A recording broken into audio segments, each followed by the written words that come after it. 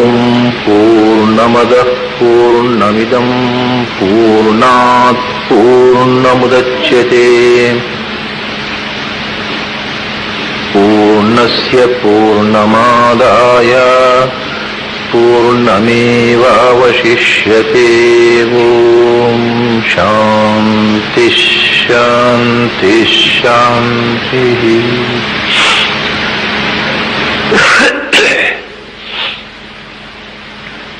ಸ್ವಯಂಭುವ ಮನು ತನ್ನ ಮೊಮ್ಮಗನಾಗಿ ಅವತರಿಸಿದ ಯಜ್ಞನಾಮಕನಾದಂಥ ಭಗವಂತನ ರೂಪವನ್ನು ವಿಶ್ವದ ರಕ್ಷಣೆಗಾಗಿ ಮತ್ತು ಅಸುರರಿಂದ ಆಕ್ರಮಣೆಗೊಳಗಾದ ತನ್ನ ಆತ್ಮರಕ್ಷಣೆಗಾಗಿ ಪ್ರಾರ್ಥನೆ ಮಾಡ್ತಾ ಇದ್ದಂಥ ಮಂತ್ರದ ಕೊನೆಯ ಘಟ್ಟದಲ್ಲಿದ್ದೇವೆ ನಾವು. ಅವನು ಆ ಅಪರೋಕ್ಷ ಪ್ರಾರ್ಥನೆಯಿಂದ ತಾನು ಕಂಡ ಅಪರೋಕ್ಷಾನುಭೂತಿಯ ವರ್ಣನೆಯನ್ನ ಮಾಡತಕ್ಕಂಥ ಮಂತ್ರ ಭಾಗವನ್. ಪೂಷನ್ ಏಕರ್ಷೇ ಯಮ ಸೂರ್ಯ ಪ್ರಜಾಪತ್ಯ ವ್ಯೂಹ ರಶ್ಮೀನ್ ಸಮೂಹ ತೇಜೋ ಯತ್ತೇ ರೂಪಂ ಕಲ್ಯಾಣತಮಂ ತತ್ತೇ ಪಶ್ಯಾಮಿ. ನಾನು ನಿನ್ನ ರೂಪವನ್ನು ಕಾಣ್ತಾ ಇದ್ದೇನೆ ಅಂತ ಹೇಳ್ತಾನೆ. ಇದು ಅಪರೋಕ್ಷಾನುಭವದ ಅಭಿವ್ಯಕ್ತಿ. ಭಗವಂತನಿಗೆ ಅವನು ಕಾಣ್ತಾ ಅಪರೋಕ್ಷ ಜ್ಞಾನ ಆಗ್ತಾ 5 ವಿಶೇಷಣಗಳಿಂದ ಸಂಬೋಧನೆ ಮಾಡ್ತಾನೆ. ಪೂಷನ್ ಏಕರ್ಷೇ ಯಮ ಸೂರ್ಯ ಪ್ರಾಜಾಪತ್ಯ. ಈ ಶಬ್ದದ ಅರ್ಥವನ್ನು ಮೊದಲು ನೋಡೋಣ. ಪೂಷನ್ ಅನ್ನುವಂಥ ಶಬ್ದ ಹಿಂದೆ ಬಂದಿದೆ. ತತ್ವಂ ಪೂಷನ್ ಅಪಾವೃಣು ಸತ್ಯ ಧರ್ಮಾಯ ದೃಷ್ಟಯೇ. ಪೂಷನ್ ಅಂದ್ರೆ ಇವತ್ತು ಪ್ರಸಿದ್ಧವಾದ ಅರ್ಥ ಪೂಷ ಅಂದ್ರೆ ಸೂರ್ಯ ಅಂತ.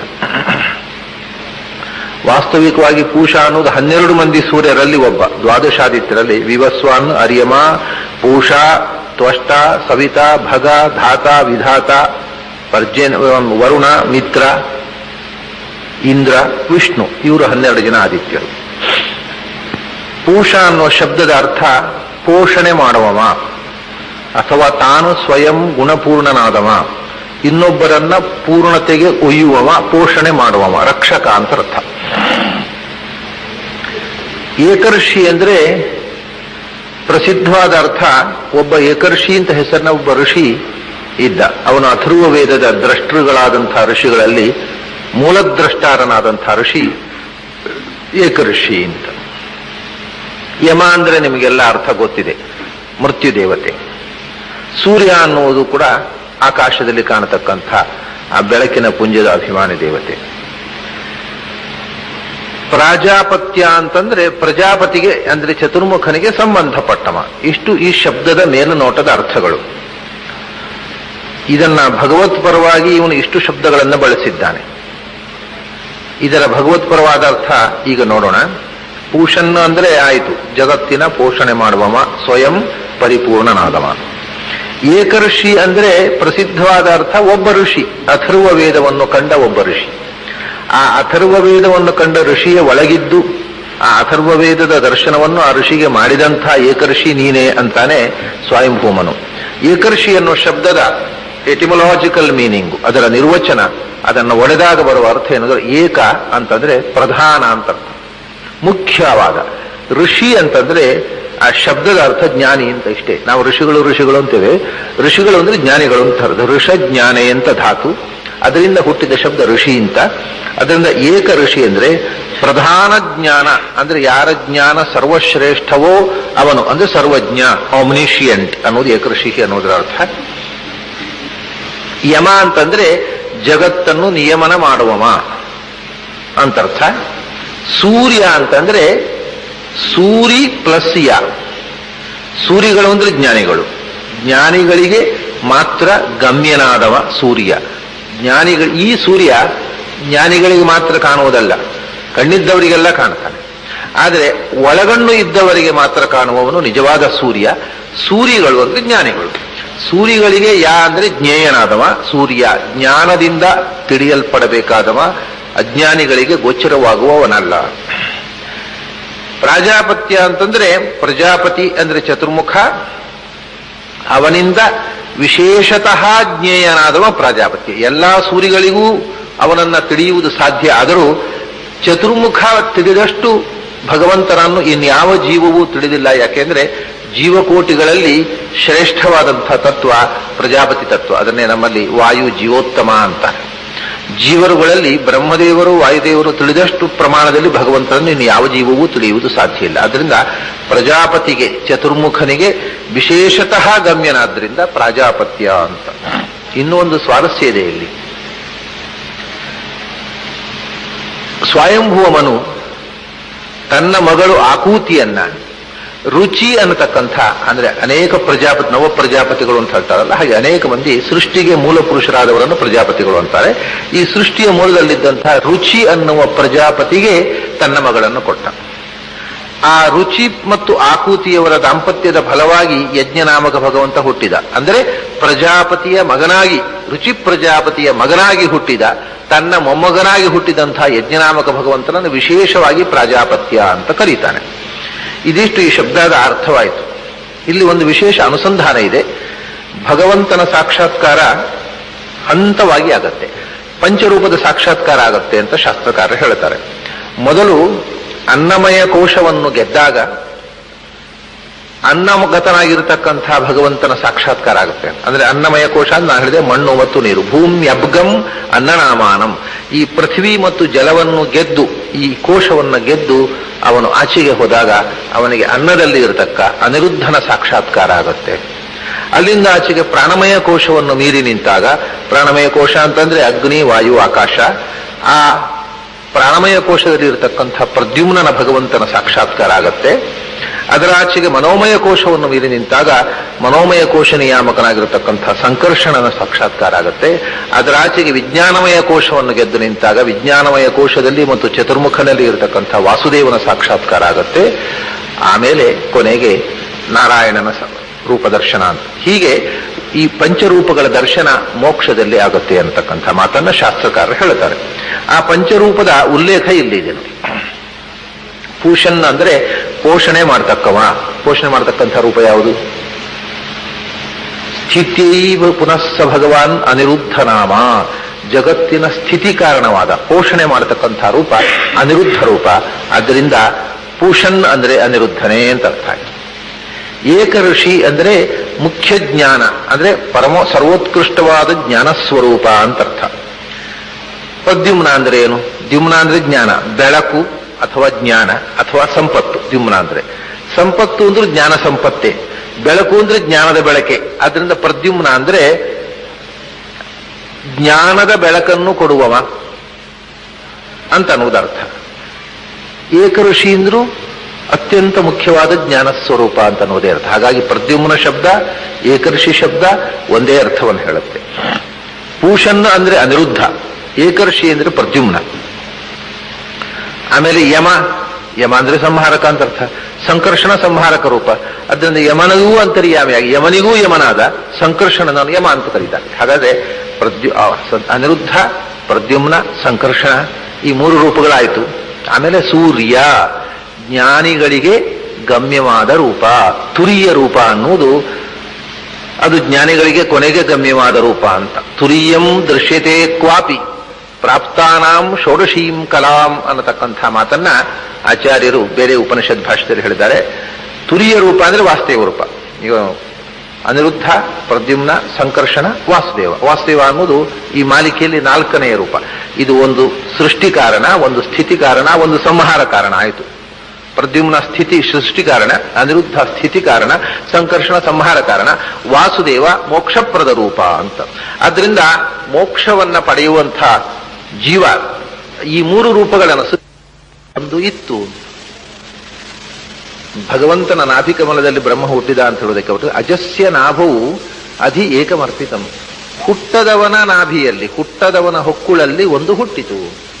ಅಂದರೆ ಭಗವಂತನ ಹೊಕ್ಕುಳಲ್ಲಿ ವಿಶ್ವ ಹುಟ್ಟಿತು, ಒಂದು ಕಮಲ ಹುಟ್ಟಿತು ಅಂತ. ಆ ಕಮಲ ಅಂತ ಯಾಕೆ ಹೇಳ್ತಾರೆ? ಅದನ್ನು ವೇದ ಏನು ಹೇಳೋಲ್ಲ. ಹುಟ್ಟದವನ ಹೊಕ್ಕುಳಲ್ಲಿ ಒಂದು ಹುಟ್ಟಿತು ಅಂತ ಇಷ್ಟೇ ಹೇಳ್ತದೆ. ಅಜಸ್ಯ ನಾಭೋ ಅಧ್ಯೇಕಮರ್ಪಿತಂ. ಹುಟ್ಟದವನು ಅಂದ್ರೆ ಭಗವಂತ, ಅವನ ಹೊಕ್ಕುಳಿಂದ ಒಂದು ಹುಟ್ಟುವುದು ಅಂತಂದ್ರೆ ಬ್ರಹ್ಮಾಂಡ ಹುಟ್ಟುವುದು. ಕಮಲ ಅಂತಂದ್ರೆ ಬ್ರಹ್ಮಾಂಡ. ಕಮಲ ಅಂದ್ರೆ ಏನು? ಕಮಲ ಅಲ್ಲ ಅದು. ಕಮಲ ಅಂದ್ರೆ ಕಮಲದ ಆಕಾರದಲ್ಲಿರತಕ್ಕಂಥ ವಿಶ್ವ ಭುವನಕೋಶ.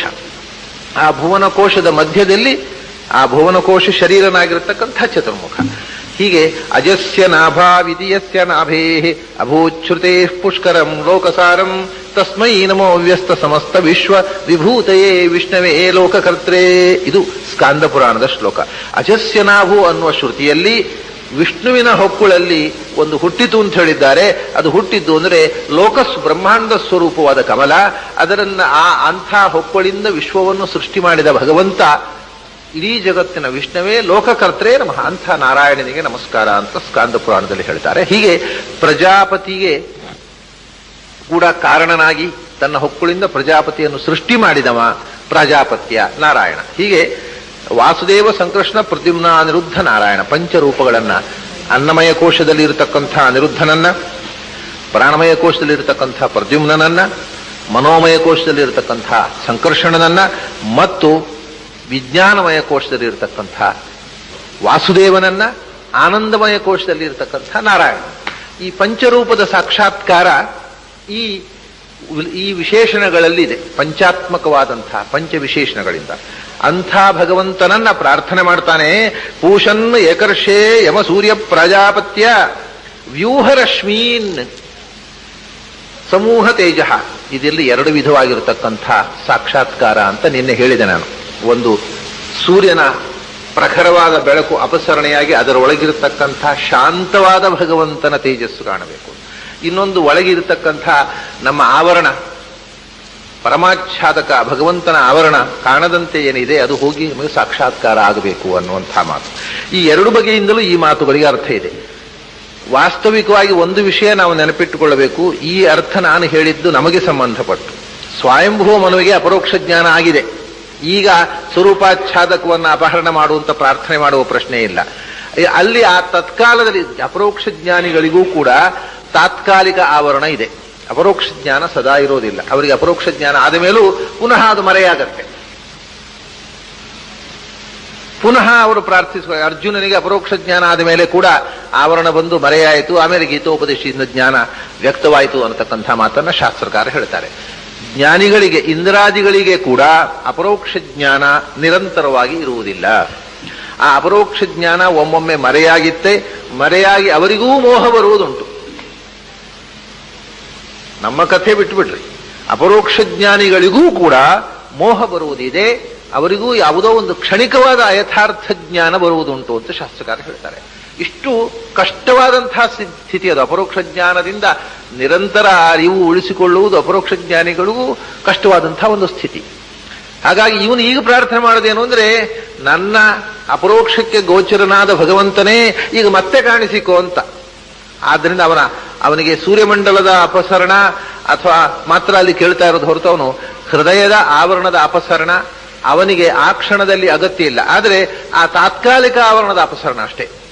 ಅದು ಅವನ ಸ್ವರೂಪಾಚ್ಛಾದಕವಾದ ಪರದೆ ಸರಿಸಿ ಆಗಿದೆ. ಆದರೆ ಮತ್ತೆ ಭಗವಂತ ಕಾಣಿಸಿಕೊಳ್ಳಬೇಕು ಅಂತ ಅವನು ಸಂಕಲ್ಪ ಮಾಡಬೇಕು, ಕಾಣಬೇಕು. ಇಷ್ಟೇ. ಆ ಆವರಣ ಒಂದಿದೆ, ಅದನ್ನು ಸರಿಸು ಅಂತ ಹೇಳುವುದು. ಆದರೆ ಆ ಮಂತ್ರ ಎಲ್ಲರಿಗೂ ಸಂಬಂಧಪಟ್ಟದ್ದು. ಸ್ವಯಂಭೂ ಮನುವಿನಿಂದ ದೃಷ್ಟವಾದ ಮಂತ್ರ, ನಮಗೆಲ್ಲರಿಗೂ ಸಂಬಂಧಪಟ್ಟ ಮಂತ್ರ. ನಾವು ಆ ಮಂತ್ರವನ್ನು ಅನುಸಂಧಾನ ಮಾಡುವಾಗ ಈ ಎಲ್ಲ ಆವರಣಗಳು, ಈ ಆವರಣಗಳನ್ನು ಸರಿಸು ಅನ್ನುವ ಪ್ರಾರ್ಥನೆ ನಮಗೆ ಸಂಬಂಧಪಟ್ಟ ಅರ್ಥ. ಸೂರ್ಯನನ್ನ ವ್ಯೂಹ ರಶ್ಮೀನ್ ಅಂದ್ರೆ ಆ ಕಿರಣಗಳನ್ನ ಸರಿಸು ಅಂತ. ಸೂರ್ಯನ ಕಿರಣಗಳನ್ನ ಸರಿಸು. ಆ ಕಣ್ಣು ಕುಕ್ಕುವ ಕಿರಣಗಳು ಅತ್ತ ಸರಿಯಲಿ. ನನಗೆ ಒಳಗಿರತಕ್ಕ ಆ ಆನಂದಮಯವಾದ ಪ್ರಕಾಶ ಬೇಕು, ಈ ಕಣ್ಣು ಕುಕ್ಕುವ ಪ್ರಕಾಶ ಬೇಡ. ಆ ಒಳಗಿರತಕ್ಕ ಆನಂದಮಯವಾದ ಪ್ರಕಾಶ ಉಂಟಲ್ಲ, ಅದನ್ನು ಸಮೂಹ ತೇಜ, ಆ ಬೆಳಕು ಗುಂಪು ಕಟ್ಟಿ ನನಗೆ ಅದರ ಸಮೂಹ ಸಂಘ ಗುಂಪು ಕೂಡಿ ಆ ಬೆಳಕು ನನಗೆ ಕಾಣಬೇಕು. ಈ ಕಣ್ಣು ಕುಕ್ಕುವ ಕಿರಣಗಳನ್ನ ಪಕ್ಕಕ್ಕೆ ಸರಿಸು. ಆ ಒಳಗಿರತಕ್ಕಂಥ ಜ್ಞಾನಾನಂದಮಯವಾದ ಬೆಳಕನ್ನ ಅದು ಗುಂಪುಗೂಡಿಸಿ ನನಗೆ ತೋರಿಸು. ವ್ಯೂಹ ರಶ್ಮೀನ್ ಸಮೂಹ ತೇಜ ಹೃದಯದಲ್ಲಿ ಆಗುವಾಗ, ಬಿಂಬ ಸಾಕ್ಷಾತ್ಕಾರದಲ್ಲಿ ಆಗುವಾಗ ಆವರಣವನ್ನು ತೆಗಿಂತ ಹಿಂದೆ ಹೇಳಿದ್ದಾನೆ. ವ್ಯೂಹ ರಶ್ಮೀನ್ ಅಂದ್ರೆ ಏನು, ಸಮೂಹ ತೇಜ ಅಂದ್ರೆ ಏನು? ವ್ಯೂಹ ರಶ್ಮೀನ್ ಅಂದ್ರೆ ರಶ್ಮಿಗಳು ಅಂದ್ರೆ ನಮ್ಮ ವೃತ್ತಿಜ್ಞಾನಗಳು. ನಮ್ಮ ಈ ವೃತ್ತಿಜ್ಞಾನಗಳೇ ನಮಗೆ ಯಥಾರ್ಥ ಜ್ಞಾನ ಬಾರದಂತೆ ಮಾಡಿರುವುದು. ಅಂದ್ರೆ ನಮ್ಮ ಮನಸ್ಸು, ಈ ಕಣ್ಣು ಕಿವಿ ಇಂದ್ರಿಯಗಳ ಮೂಲಕ ನಮ್ಮ ಮನಸ್ಸು ವಿಷಯವನ್ನು ಗ್ರಹಣ ಮಾಡ್ತಾ ಇರ್ತದೆ. ಮನಸ್ಸಿನ ಮೂಲಕವೇ ವಿಷಯವನ್ನು ಗ್ರಹಣ ಮಾಡುವ ಅಭ್ಯಾಸವಾಗಿ ಮನಸ್ಸನ್ನ ಸ್ತಬ್ಧಗೊಳಿಸಿ ಆತ್ಮಸ್ವರೂಪದಿಂದ ವಿಷಯವನ್ನು ಗ್ರಹಣ ಮಾಡುವ ಅಭ್ಯಾಸವೇ ತಪ್ಪಿ ಹೋಗಿದೆ ನಮಗೆ. ಇವಾಗ ಏನಾಗುತ್ತೆ ಅಂದ್ರೆ ನಮಗೆ ಕಣ್ಣಿನಿಂದ ಕಾಣಿಸುತ್ತೆ. ಆದರೆ ನೀವು ಒಂದು ಅಭ್ಯಾಸ ಮಾಡಿ, ಸ್ಪೆಕ್ಸ್ ಇಟ್ಟುಕೊಳ್ಳಿಕ್ಕೆ ಅಭ್ಯಾಸ ಮಾಡಿ. ಸ್ಪೆಕ್ಸ್ ಇಟ್ಟುಕೊಳ್ಳಿಕ್ಕೆ ಅಭ್ಯಾಸ ಮಾಡಿಬಿಟ್ರೆ ಆಮೇಲೆ ಒಂದು 15 ದಿವಸ ಸ್ಪೆಕ್ಸ್ ಇಟ್ಟುಕೊಂಡೇ ನೀವು ಓದಿದ್ರೆ ಆಮೇಲೆ ಸ್ಪೆಕ್ಸ್ ಇಲ್ಲದೆ ಓದುವ ಅಭ್ಯಾಸವನ್ನ ಕಣ್ಣು ಕಳ್ಕೊಳ್ಳುತ್ತೆ. ಆಮೇಲೆ ಸ್ಪೆಕ್ಸ್ ಇಲ್ಲದೆ ಇದ್ರೆ ಅಕ್ಷರ ಕಾಣೋಲ್ಲ. ಮೊದಲು ಕಾಣ್ತಿತ್ತು, ಸ್ಪೆಕ್ಸ್ ಇಟ್ಟ ಮೇಲೆ ಕಾಣೋಲ್ಲ. ಹಾಗೆ ಮನಸ್ಸು ಅನ್ನೋದೊಂದು ಅದು ಕನ್ನಡಕ ಇದ್ದ ಹಾಗೆ ಆತ್ಮಕ್ಕೆ. ಅದು ಕನ್ನಡಕದ ಮೂಲಕವೇ ಕಾಣುವ ಅಭ್ಯಾಸವನ್ನು ಆತ್ಮ ಮಾಡಿಕೊಂಡು ಕನ್ನಡಕ ತೆಗೆದು ಬಿಟ್ರೆ ಕಾಣೋಲ್ಲ ಅನ್ನೋ ಭ್ರಮೆಗೊಳಗೆ ಬಿಡುತ್ತೆ. ಅದು ಮನಸ್ಸನ್ನ ನಿಸ್ತೇಜಗೊಳಿಸಿ ಅಥವಾ ಸ್ತಬ್ಧಗೊಳಿಸಿ, ಉನ್ಮನೀಭಾವ ಮನಸ್ಸನ್ನು ನಾಶಗೊಳಿಸಿ ಆತ್ಮದ ಸ್ವರೂಪಭೂತವಾದ ಮನಸ್ಸಿನಿಂದಲೇ ಯೋಚಿಸುವುದು, ಆತ್ಮಸ್ವರೂಪಭೂತವಾದ ಕಣ್ಣಿನಿಂದಲೇ ಕಾಣುವುದು ಸಾಧ್ಯ ಅನ್ನುವುದೇ ಆತ್ಮಕ್ಕೆ ಮರೆತು ಹೋಗಿದೆ. ಕಣ್ಣು ಮುಚ್ಚಿ ಕೂತವರಿಗೆ ಕಣ್ಣು ತೆರೀಲಿಕ್ಕೆ ಬರುತ್ತೆ ಅನ್ನೋದೇ ಮರೆತು ಹೋಗುತ್ತೆ. ಹಾಗಾಗಿ ಈ ಆತ್ಮ ಕಣ್ಣು ಮುಚ್ಚಿ ಕೂತು ಕೂತು ಕೂತು ಕಣ್ಣು ತೆರೆದ್ರೆ ಕಾಣುತ್ತೆ ಅನ್ನೋದೇ ಮರೆತು ಹೋಗಿದೆ ಆತ್ಮ. ಆದ್ದರಿಂದ ಇದನ್ನ ಏನ್ ಹೇಳಿದವರು ಅಂದ್ರೆ, ರಶ್ಮಿಯನ್ನು ಈ ಕನ್ನಡಕ ತೆಗೆ, ಈ ಪಚ್ಚೆ ಕನ್ನಡಕ ಇಟ್ಟುಕೊಂಡೇ ನಾನು ನೋಡಿ ಅಭ್ಯಾಸ ಆಗಿದೆ, ನನಗೆ ಈ ಕನ್ನಡಕ ತೆಗೆದು ನಿಜವಾದ ನನ್ನ ಒಳಗಣ್ಣಿನಿಂದ ನೋಡುವಂತಹ ರಶ್ಮಿಗಳು ಅಂದ್ರೆ ಈ ಹೊರಗಿನಿಂದ ಇರತಕ್ಕ ವೃತ್ತಿಜ್ಞಾನಗಳ ಪರದೆ, ಆ ರಶ್ಮಿಗಳೇ ನನಗೆ ವಸ್ತುಸ್ಥಿತಿ ಎನ್ನುವ ಭ್ರಮೆ ಬಂದಿದೆ. ಈ ವೃತ್ತಿಜ್ಞಾನಗಳನ್ನೆಲ್ಲ ತೆಗೆದು ಬಿಡು, ಅದನ್ನು ತೊಳೆದು ಬಿಡು, ವೆಕೇಟ್ ಅಂತ ಹೇಳ್ತಾರೆ. ವೆಕೇಟ್ ಯುವರ್ ಮೈಂಡ್ ಅಂತ ಜಿಡ್ಡು ಕೃಷ್ಣಮೂರ್ತಿ ಅರ್ವಾಚಂದ್ರ ಹೇಳುದು ಅದನ್ನೇ. ಪ್ರಾಚೀನರು ಬೇರೆ ಭಾಷೆಯಲ್ಲಿ ಹೇಳ್ತಿದ್ರೆ ಇವರು ವೆಕೇಟ್ ಯುವರ್ ಮೈಂಡ್ ಅಂತಾರೆ. ಮನಸ್ಸನ್ನ ಖಾಲಿಗೊಳಿಸುವುದಂದ್ರೆ ವೃತ್ತಿಜ್ಞಾನಗಳನ್ನೆಲ್ಲವನ್ನ ಸ್ತಬ್ಧಗೊಳಿಸಿ, ಯಾವ ವೃತ್ತಿಜ್ಞಾನದ ಪ್ರಭಾವವೂ ನಮ್ಮ ಮೇಲೆ ಆಗದಂತೆ, ಅಂದ್ರೆ ಹೊರಗಿನಿಂದ ನಾವು ಪಡೆದ ಎಲ್ಲ ಜ್ಞಾನಗಳನ್ನು ಸ್ತಬ್ಧಗೊಳಿಸಿದರೆ ಒಳಗಿನಿಂದಲೇ ಆತ್ಮಸ್ವರೂಪ ಜ್ಞಾನರೂಪವಾದದ್ದು ಸತ್ಯವನ್ನು ಕಾಣುವುದಕ್ಕೆ ಪ್ರಾರಂಭ ಮಾಡುತ್ತೆ. ಆಗ ಮಾತ್ರ ಭಗವಂತನ ದರ್ಶನ ಸಾಧ್ಯವಾಗತ್ತೆ.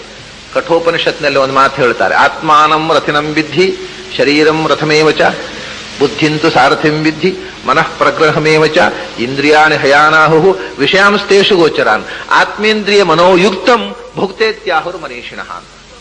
ನಾವು ಪಯಣ ಹೊರಟಿದ್ದೇವೆ, ಈ ದೇಹವೆಂಬ ರಥದಲ್ಲಿ ಕೂತು ಪಯಣ ಹೊರಟಿದ್ದೇವೆ.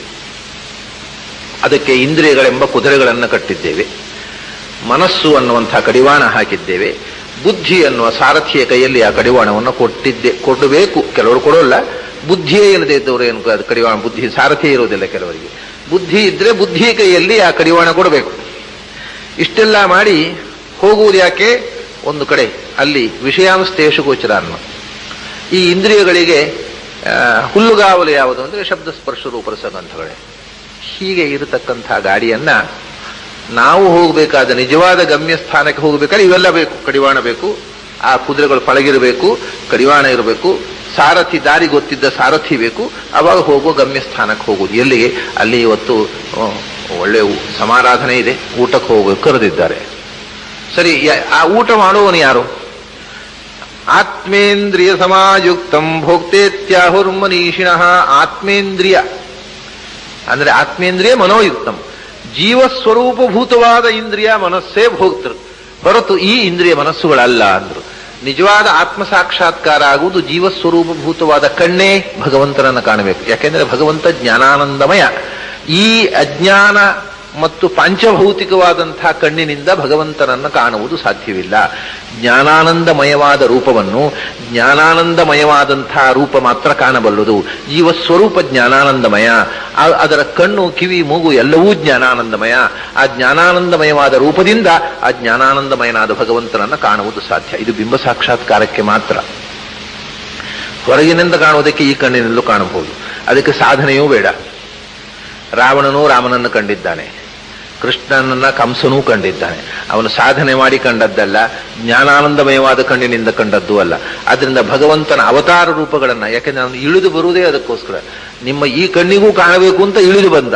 ಆಗ ಕಾಣಬಾರದವರು ಕಾಣಲಾಗದವರು ಎಲ್ಲರೂ ಕಂಡ್ರು. ಆದರೆ ನಿಜವಾದ ಭಗವಂತನ ಜ್ಞಾನಾನಂದಮಯ ರೂಪವನ್ನ, ನಮ್ಮ ಬಿಂಬ ರೂಪವನ್ನ ಅಂತರಂಗದಲ್ಲಿ ಕಾಣಬೇಕಾಗಿದ್ದರೆ ಮಾತ್ರ ಜ್ಞಾನಾನಂದಮಯವಾದ ಕಣ್ಣೇ ಬೇಕು. ಅದಕ್ಕೆ ಇವನು ಪ್ರಾರ್ಥನೆ ಮಾಡ್ತಾನೆ, ಈ ಅಜ್ಞಾನಮಯವಾಗಿರತಕ್ಕ ಭೌತಿಕವಾದ ಪ್ರಾಕೃತವಾದ ಮಾನಸಜ್ಞಾನದ ಪರದೆಯನ್ನ ವ್ಯೂಹ ಅತ್ತ ಸರಿಸಿಬಿಡು. ತೇಜ ಸಮೂಹ, ಒಳಗಿನಿಂದ ಆತ್ಮಸ್ವರೂಪಭೂತವಾದ ತೇಜಸ್ಸುಂಟಲ್ಲ, ಆ ಜ್ಞಾನದ ಬೆಳಕು, ಅದನ್ನು ಪುಟಗೊಳಿಸು. ಅದನ್ನು ಅಣಿಗೊಳಿಸು, ಅದನ್ನು ಕ್ರೋಢೀಕರಿಸು, ಆ ಒಳಗಿನ ಆನಂದಮಯವಾದಂತಹ ಆತ್ಮಸ್ವರೂಪ ಅದನ್ನು ಕಾಣುವಂತೆ ಮಾಡುವಂತ. ಇದಕ್ಕೆ ಬ್ರಹ್ಮ ವರ್ಚಸ್ಸು ಅಂತ ಹೇಳ್ತಾರೆ ನೋಡಿ. ಅಂದ್ರೆ ಬ್ರಹ್ಮ ವರ ಚಸ್ 3 ಶಬ್ದಗಳು ಸೇರಿ ಅದು ಬ್ರಹ್ಮ ವರ್ಚಸ್ ಅಂದ್ರೆ. ಬ್ರಹ್ಮನನ್ನು ನಾವು ವರ್ಣ ಮಾಡುವುದರಿಂದ, ಭಗವಂತನನ್ನು ನಾವು ಸ್ವೀಕರಿಸುವುದರಿಂದ ಮತ್ತು ಭಗವಂತ ನಮ್ಮನ್ನು ಸ್ವೀಕರಿಸುವುದರಿಂದ ನಮ್ಮಲ್ಲಿ ಸಂಚಿತವಾದಂತಹ ಏನು ತೇಜಸ್ಸಿದೆ ಅದಕ್ಕೆ ಅಂದ್ರೆ ಬ್ರಹ್ಮಜ್ಞಾನಿಗಳಲ್ಲಿ ಕಾಣುವ ವಿಶೇಷವಾದ ತೇಜಸ್ಸು ಅದು ಬ್ರಹ್ಮನ ವರ್ಣದಿಂದ ಸಂಚಿತವಾದ ಪ್ರಕಾಶ, ತೇಜಸ್ಸು, ವರ್ಚಸ್ಸು, ಅದು ಬ್ರಹ್ಮ ವರ್ಚಸ್ ಅನ್ನೋದು. ಆ ರೀತಿಯಾಗಿ ಆ ಬ್ರಹ್ಮ ವರ್ಣದಿಂದ ಆಗುವ ತೇಜಸ್ಸು ಅಂದ್ರೆ ಸ್ವರೂಪಭೂತವಾದ ತೇಜಸ್ಸು. ಅದು ಸ್ವರೂಪ ವಿಕಾಸಗೊಳ್ಳುತ್ತೆ. ಜೀವ ಹೇಗೆ ಅಂದ್ರೆ ಇವಾಗ ಮೊಗ್ಗಿನ ಹಾಗೆ ಇದೆ ಜೀವ. ಮೊಗ್ಗಿನ ಹಾಗೆ ಇದ್ದ ಜೀವ ಸೂರ್ಯನ ಬೆಳಕು ಬಿದ್ದಾಗ ಹೇಗೆ ಅರಳಿಕೊಳ್ಳುತ್ತೆ. ಅದಕ್ಕೆ ಕಮಲ ದೊಡ್ಡದಾಗಿ ಬೇರೆ ಆಗಲಿಲ್ಲ, ದೊಡ್ಡದಾಗಲಿಲ್ಲ, ಇದ್ದಷ್ಟೇ ದೊಡ್ಡದಿದೆ ಅದು. ಆದರೆ ಅರಳಿದಾಗ ದೊಡ್ಡದಾಗಿ ಕಂಡಿದ್ದು, ಇಷ್ಟೇ ಚಿಕ್ಕ ಮೊಗ್ಗು ಇದ್ದದ್ದು ಇಷ್ಟು ಅರಳಿತು ಅಂತ. ಹಾಗೆ ಆತ್ಮಸ್ವರೂಪ ಭಗವಂತನ ಬೆಳಕನ್ನು ಕಂಡಾಗ ಅರಳಿಕೊಳ್ಳುತ್ತೆ. ಆ ವಿಕಾಸ ಅನ್ನುವುದೇ ಸಮೂಹ ತೇಜ. ಅದರ ಪ್ರಕಾಶ ವಿಕಾಸಗೊಂಡು ಅದು ಪುಟಗೊಳ್ಳಲಿ, ಕ್ರೋಢೀಕೃತವಾಗಲಿ. ಆಮೇಲೆ ಏನಾಗಬೇಕು ಅದರಿಂದ? ಸಮೂಹ ತೇಜ ಯತ್ತೇ ರೂಪಂ ಕಲ್ಯಾಣತಮಂ ತತ್ತೇ ಪಶ್ಯಾಮಿ. ಹೀಗೆ ಪ್ರಾರ್ಥನೆ ಮಾಡ್ತಾ ಮನುವಿಗೆ ಭಗವಂತನ ದರ್ಶನ ಆಗೋಯ್ತು. ಆ ಸಂದರ್ಭದಲ್ಲಿ ಅಸುರರ ರಕ್ಷೆಗೋಸ್ಕರ, ಅಸುರರಿಂದ ಈ ಭೂಮಿಯ ರಕ್ಷೆ ಮತ್ತು ಅವನ ಆತ್ಮದ ಸ್ವತಃ ತನ್ನ ರಕ್ಷಣೆಗೋಸ್ಕರ ಏನು ಮನುವನ್ನು ಭಗವಂತನನ್ನು ಪ್ರಾರ್ಥನೆ ಮಾಡಿದ ಮನು, ಅದರ ಫಲವಾಗಿ ಅವನಿಗೆ ಭಗವಂತನ ದರ್ಶನ ನನಗಾಯಿತು. ನನಗೆ ಎತ್ತೇ ರೂಪಂ ಕಲ್ಯಾಣತಮಂ, ನಿನ್ನ ಪರಮ ಮಾಂಗಲಿಕವಾದ ರೂಪವನ್ನ ನಾನು ಪಶ್ಯಾಮಿ, ಕಾಣ್ತಾ ಇದ್ದೇನೆ ಅಂತ. ಇದರಿಂದ ಒಂದು ವಿಷಯ ಏನಾಯಿತು ಅಂದ್ರೆ, ಭಗವಂತನಿಗೆ ರೂಪ ಇಲ್ಲ ಅಂತ ಹೇಳ್ತಾರೆ ಕೆಲವರು. ಅವನು ನಿರಾಕಾರ ಅಂತ. ಅವನು ನಿರಾಕಾರ ಆಗಿದ್ರೆ ಸ್ವಯಂಭೂ ಮನುವಿಗೆ ಭ್ರಾಂತಿ ಆಗಿರಬೇಕು. ಒಂದು ಈ ಉಪನಿಷತ್ತು ಭ್ರಾಂತಿಯ ಸಾಕ್ಷಾತ್ಕಾರ ಆಗಿರಬೇಕು. ನಾನು ನಿನ್ನ ಮಾಂಗಲಿಕವಾದ ರೂಪವನ್ನು ಕಾಣುತ್ತೇನೆ ಅಂತ ಹೇಳ್ತಾನೆ. ಹಾಗಾಗಿ 2 ಮಾತು ಸರಿಯೇ. ಅದು ಎರಡಕ್ಕೂ ಅರ್ಥ ಮಾಡಿಕೊಳ್ಳು. ಭಗವಂತ ನಿರಾಕಾರ ಅನ್ನುವುದು ಸತ್ಯ, ಅಷ್ಟೇ ಸತ್ಯ. ಭಗವಂತ ಸಾಕಾರ ಅನ್ನುವುದು, ಭಗವಂತ ನಿರ್ಗುಣ ಅನ್ನುವುದು ಸತ್ಯ, ಭಗವಂತ ಸಗುಣ ಅನ್ನುವುದು ಸತ್ಯ. ಕೆಲವರಿಗೆ ಎರಡಕ್ಕೂ ಒಂದಕ್ಕೊಂದು ವಿರೋಧ ಆದಾಗ ಗೊಂದಲ ಮಾಡಿಕೊಳ್ತಾರೆ ಜನ. ನಾವು ಯೋಚನೆ, ನಮ್ಮಲ್ಲಿ ಇರತಕ್ಕಂಥ ಗುಣಗಳು ಭಗವಂತನಲ್ಲಿ ಇಲ್ಲ. ಈ ಗುಣಗಳಿಲ್ಲದೆ ಪ್ರಪಂಚ ಇಲ್ಲ. 3 ಗುಣಗಳಿಂದ ಇಡೀ ವಿಶ್ವ ನಡೆದಿದೆ. ಆದ್ರಿಂದ ಭಗವಂತನಲ್ಲಿ ಸತ್ವರಜಸ್ತಮೋ ಗುಣಗಳಿಲ್ಲ, ಆದ್ರಿಂದ ನಿರ್ಗುಣ. ಆದರೆ ಕಲ್ಯಾಣ ಗುಣಗಳಿವೆ, ಅದರಿಂದ ಸಗುಣ. ಜ್ಞಾನಾನಂದಾದಿ ಗುಣಗಳಿವೆ, ಅದರಿಂದ ಸಗುಣ. ಅದರಿಂದ ಕಲ್ಯಾಣತಮಂ ರೂಪಂ ಅಂದ್ರು. ನಮ್ಮ ರೂಪ ಸತ್ವರಜಸ್ತಮೋ ಗುಣಗಳಿಂದ ಆಗಿರತಕ್ಕಂಥ ಸಗುಣಾತ್ಮಕವಾದಂತಹ ರೂಪ. ನಿನ್ನದು ನಿರ್ಗುಣಾತ್ಮಕವಾದ ರೂಪ. ನಿರ್ಗುಣ ಅಂದ್ರೆ ಗುಣಗಳೇ ಇಲ್ಲ ಅಂತಲ್ಲ, ಕಲ್ಯಾಣತಮಂ, ಕಲ್ಯಾಣ ಗುಣಗಳು ಇರುವ, ಆದರೆ ಸತ್ವರಜಸ್ತಮೋ ಗುಣಗಳಿಂದ ನಿರ್ಮಾಣವಾದ ಪಂಚಭೌತಿಕ ರೂಪ ಅಲ್ಲ, ಮಾಂಗಲಿಕವಾದ ಜ್ಞಾನಾನಂದಮಯವಾದ ರೂಪ. ಇದನ್ನೇ ಗಾಯತ್ರಿಯಲ್ಲಿ ತತ್ಸವಿತುರು ವರೇಣ್ಯಂ ಭರ್ಗ ಅಂತೇಳಿ. ಭರ್ಗ ಅಂದ್ರೆ ಏನು? ಭಾರಾಗ. ಭಾ ಅಂದ್ರೆ ಬೆಳಕು. ಎಂಥ ಬೆಳಕದು? ರಾ ಮತ್ತು ಗಾ ಅಂದರು. ರಾ ಅಂದ್ರೆ ಆನಂದ, ಗಾ ಅಂದ್ರೆ ಜ್ಞಾನ. ಜ್ಞಾನಾನಂದಮಯವಾದ ಬೆಳಕು ಅದು, ಅದು ಭರ್ಗ. ಅಂಥ ರೂಪವನ್ನ ನಾನು ಕಾಣ್ತಾ ಇದ್ದೇನೆ ಭಗವಂತ. ಆದ್ರಿಂದ ಭಗವಂತ ನಾವು ತಿಳಿದ ಹಾಗೆ ಭಗವಂತನಿಗೆ ಆಕಾರ ಇಲ್ಲ. ಅಂದ್ರೆ ನಮ್ಮಂತೆ ಒಂದು ದಿವಸ ಹುಟ್ಟಿ ಒಂದು ದಿವಸ ಸಾಯುವ ದೇಹ ಇಲ್ಲ, ಪಂಚಭೂತಗಳಿಂದ ನಿರ್ಮಿತವಾದ ದೇಹ ಇಲ್ಲ, ತ್ರಿಗುಣಾತ್ಮಕವಾದ ದೇಹ ಇಲ್ಲ, ಭಗವಂತನ ಸ್ವರೂಪಕ್ಕಿಂತ ಭಿನ್ನವಾದ ದೇಹ ಇಲ್ಲ. ಅದರಿಂದ ಎಲ್ಲ ಯಾವುದೂ ಇಲ್ಲ ಅವನಿಗೆ. ಆದ್ರಿಂದ ಅವನಿಗೆ ದೇಹ ಇಲ್ಲ. ಆದರೆ ಅವನಿಗೆ ಅನಾದಿನಿತ್ಯವಾದ ದೇಹ ಇದೆ, ಅವನಿಗೆ ಜ್ಞಾನಾನಂದಮಯವಾದ ದೇಹ ಇದೆ, ಅವನ ಸ್ವರೂಪಭೂತವಾದ ಆಕಾರ ಇದೆ. ಆದ್ರಿಂದ ಅವನು ಸಾಕಾರ.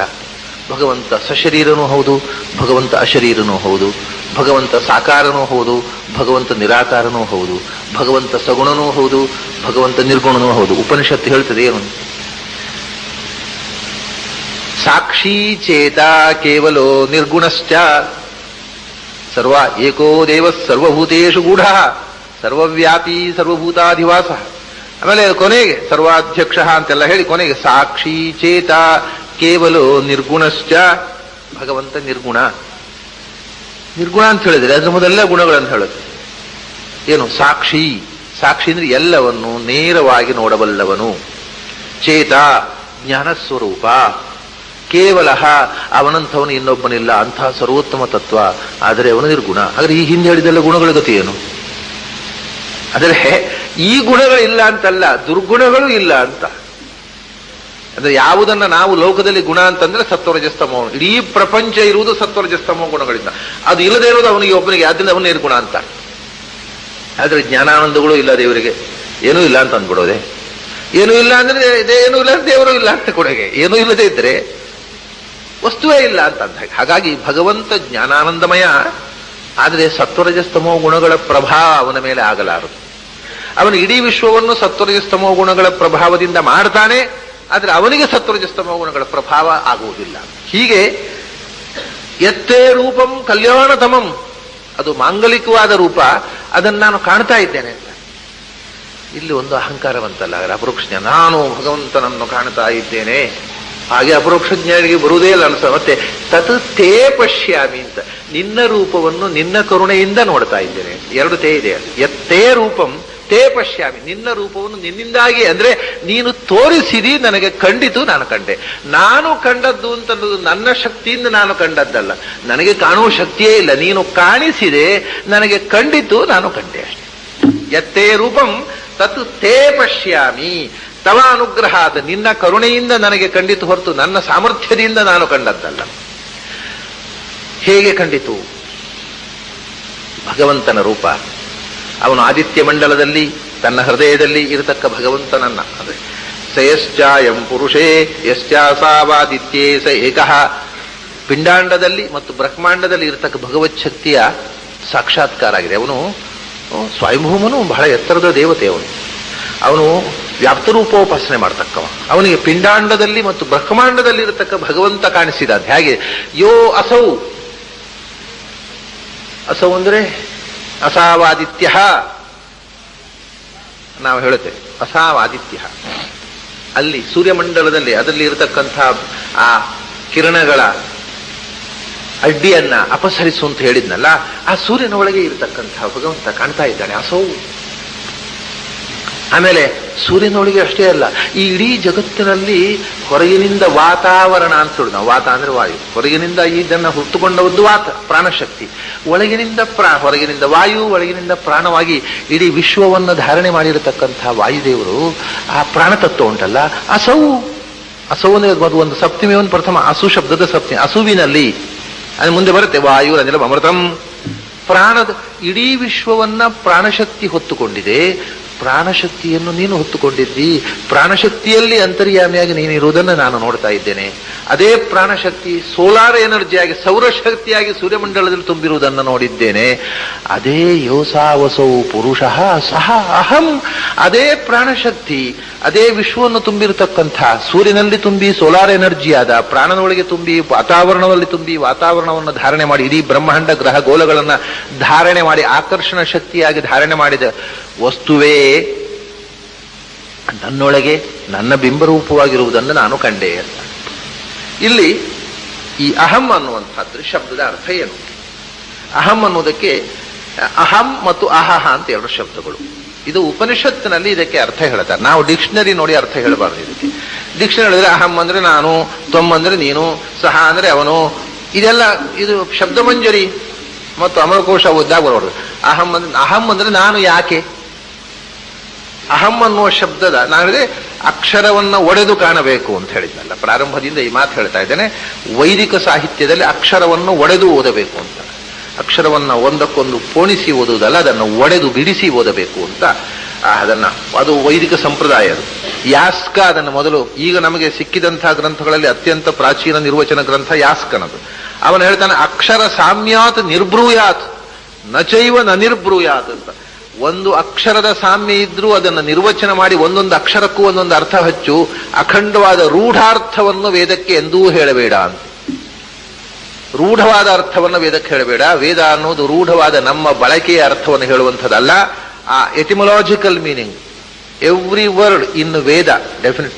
ಇದು ಲೌಕಿಕದಲ್ಲೂ ಹೌದು, ಅದು ಲೌಕಿಕದಲ್ಲಿ ಅದನ್ನು ರೂಢವಾದ ಅರ್ಥವನ್ನು ನಾವು ಬಳಸುವುದುಂಟು. ವೇದದಲ್ಲಿ ಎವ್ರಿ ವರ್ಡ್ ಈಸ್ ಎಟಿಮೊಲಾಜಿಕಲ್ ಅಂತ.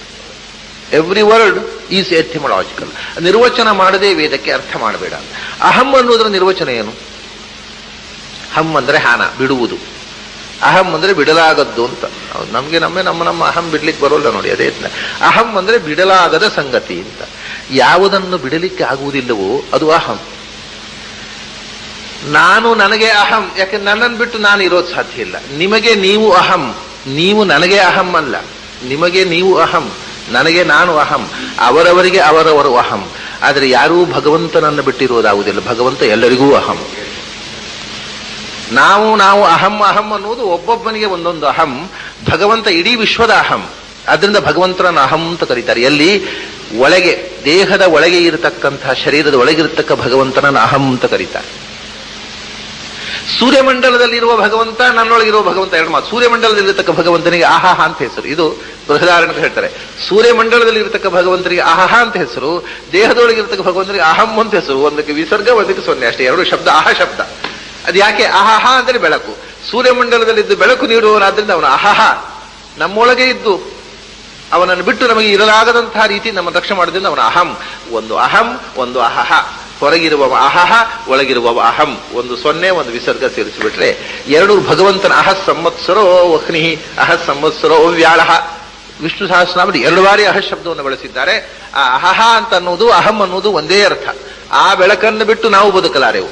ಸೂರ್ಯನಲ್ಲಿ ಇದ್ದು ಅಹ ಶಬ್ದ ವಾಚ್ಯನಾದ, ನಮ್ಮೊಳಗಿದ್ದು ಅಹಂ ಶಬ್ದ ವಾಚ್ಯನಾದ ಅಂತ. ಹಾಗಾಗಿ ಅಹಂ ಅನ್ನುವುದು ನಿಜವಾಗಿ ಎಲ್ಲರ ಅಹಂ. ನ ತದಸ್ತಿ ವಿನಾಯತ್ಸ್ಯಾನ್ಮಯ, ನನ್ನನ್ನು ಬಿಟ್ಟು ಯಾವುದೂ ಇರುವುದಿಲ್ಲ. ಅದರಲ್ಲಿ ಎಲ್ಲಕ್ಕೂ ನಾನು ಅಹಂ ಅಂದ. ಅಹಂ ಅಂದರೆ ಯಾವುದನ್ನು ಬಿಟ್ಟು ಇರುವುದು ಸಾಧ್ಯ ಇಲ್ಲವೋ ಅದು ಅಹಂ.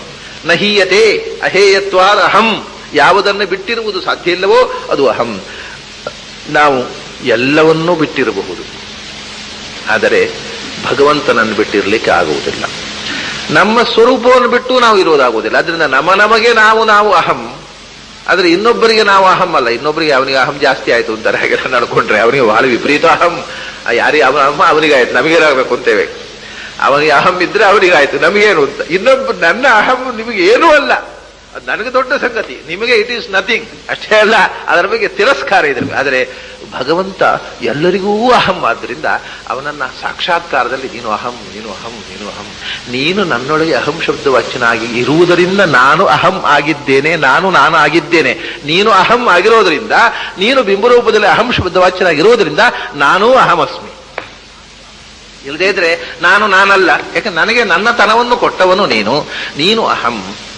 ಎಲ್ಲರೊಳಗೂ ಅಹಂ ಶಬ್ದವಾಚ್ಯನಾಗಿ ಎಲ್ಲರ ಅಂತರ್ಯಾಮಿಯಾಗಿರುವವ, ಸೂರ್ಯನಲ್ಲಿ ಇದ್ದವ. ಅಸೌ ಸೂರ್ಯನಲ್ಲಿ, ಪ್ರಾಣದೇವರಲ್ಲಿ, ಒಳಗೆ ವಾಯುವಿನಲ್ಲಿ, ಒಳಗೆ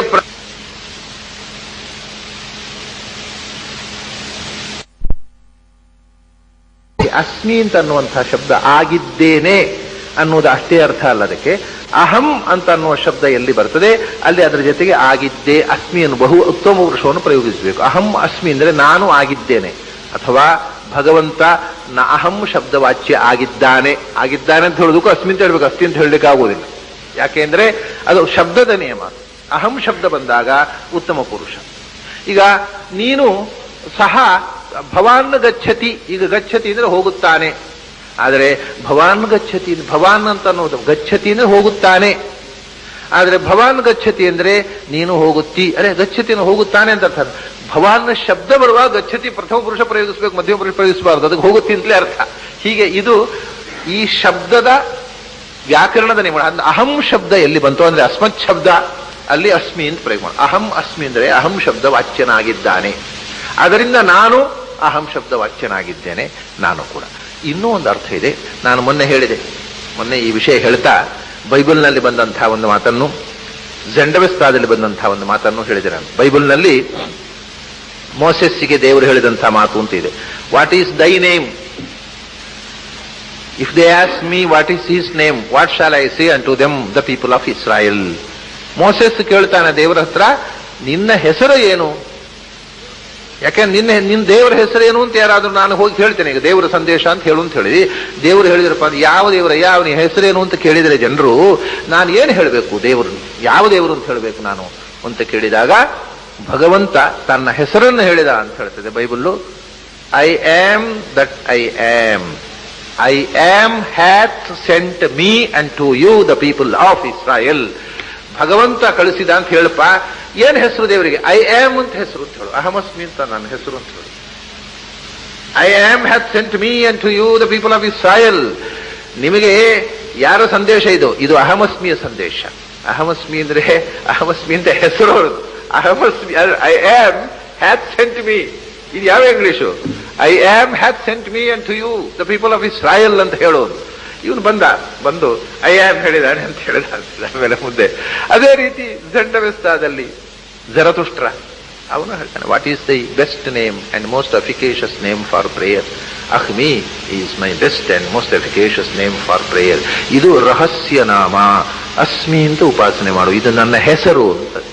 ಇದು ಎಲ್ಲ ವಿಶ್ವದ ಎಲ್ಲ ಸಾಧಕರಿಗೂ ಈ ವಿಷಯ ಗೊತ್ತಿದೆ, ಪ್ರಪಂಚದ ಎಲ್ಲ ಸಾಧಕರಿಗೆ ಗೊತ್ತಿದೆ. ಅಹ್ಮಿ ಅನ್ನೋದು ನನ್ನ most efficacious and best name for prayer. ಸಾಧಕನಿಗೆ ಉಪಾಸನೆ ಮಾಡಲಿಕ್ಕೆ ಅತ್ಯಂತ ಉತ್ಕೃಷ್ಟವಾದ ಹೆಸರು ಯಾವುದು ಅಂದ್ರೆ ಭಗವಂತನ ಅಹಂ ಅನ್ನುವ ಹೆಸರು. ಭಗವಂತ ಅಹಂ ಅನ್ನೋ ಹೆಸರು ಯಾಕೆ ಅಂತ ಗೊತ್ತಾಯ್ತು, ಅವನನ್ನು ಬಿಟ್ಟು ನಮಗೆ ಅಸ್ತಿತ್ವ ಇಲ್ಲ ಅನ್ನೋ ಅರಿವೇ ಅಹಂ ಶಬ್ದದಿಂದ ತಿಳಿಯೋದು. ಅವನನ್ನು ಬಿಟ್ಟು ನಾವಿರಲಾರೆವು.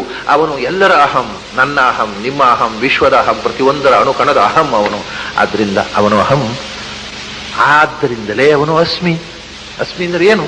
ಅಸ್ಮಿ. ಅಸ್ ಅಂದ್ರೆ ಅಸ್ತಿತ್ವ, ಇರುವಿಕೆ. ಅವನು ಪ್ರತಿಯೊಂದು ವಸ್ತುವಿನಲ್ಲಿಯೂ ಅವನನ್ನು ಬಿಟ್ಟು ಯಾವುದೂ ಇಲ್ಲದೇ ಇರುವುದರಿಂದ ಅವನು ಪ್ರತಿಯೊಂದು ವಸ್ತುವಿನಲ್ಲಿಯೂ ಅಸ್ತಿ ಇತಿ ಮೀಯತೆ ಇತಿ ಅಸ್ಮಿ.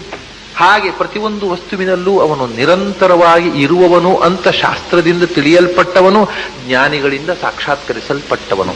ಆದ್ರಿಂದ ಅವನು ಅದು ಒಂದು ಹೆಸರು ಅವನಿಗೆ. ಅದು ಒಂದು ಹೆಸರು ಹೌದು, ಅದು ಒಂದು ಕ್ರಿಯಾಪದವೂ ಹೌದು. ಅದು ಅನೇಕ ಮಜಲಿನಲ್ಲಿ ಅದು ಅರ್ಥವನ್ನು ಕೊಡುತ್ತೆ. ಬೇರೆ ಬೇರೆ ರೀತಿಯಿಂದ ಸಾಧಕರಿಗೆ ಅದು ಅರ್ಥ ತೆರೆದುಕೊಳ್ಳುತ್ತೆ. ಹೀಗೆ ನಾನು ಅಹಂ ಆದದ್ದು ನಿನ್ನಿಂದ, ನೀನು ನನ್ನೊಳಗೆ ಇದ್ದು ಅಹೇಯನಾಗಿ ನನ್ನನ್ನು ಮಾಡಿದ್ದರಿಂದ ನಾನು ನನಗೆ ಅಹೇಯನಾದೆ. ಇಲ್ಲದೇ ಇದ್ರೆ ಒಂದು ಮಾತು ಹೇಳ್ತಾರೆ ಆಚಾರ್ಯ ಒಂದು ಕಡೆ, ಇಲ್ಲದಿದ್ರೆ ನಾನೇ ನನಗೆ ಬೇಡವಾಗ್ತೇನೆ. ಭಗವಂತ ನನ್ನನ್ನು ಅಹಂ ಮಾಡದೇ ಇದ್ರೆ ನನಗೆ ನಾನು ಬೇಡವಾಗುವುದು ಉಂಟಂತೆ. ಕೆಲವೊಮ್ಮೆ ಜನರಿಗೆ ಹಾಗಾಗುತ್ತೆ. ಯಾಕೆಂದ್ರೆ ಇಲ್ಲದೇ ಇದ್ರೆ ಮನುಷ್ಯರು ಕೆಲವೊಮ್ಮೆ ಅವರಿಗೆ ತಮಗೆ ತಾವೇ ಬೇಡವಾಗದೇ ಇದ್ರೆ ಯಾಕೆ ಆತ್ಮಹತ್ಯೆ ಮಾಡಿಕೊಳ್ತಾರೆ? ಅವರಿಗೆ ತಮ್ಮ ಆತ್ಮವೇ ಬೇಡ ಆಗೋದು, ಅಸಖ್ಯ ಆಗೋದು, ಈ ಬದುಕೇ ಬೇಡ, ತನ್ನನ್ನು ತಾನು ಸಾಯ್ಬೇಕು ಅಂತ ಅನಿಸುತ್ತಲ್ಲ.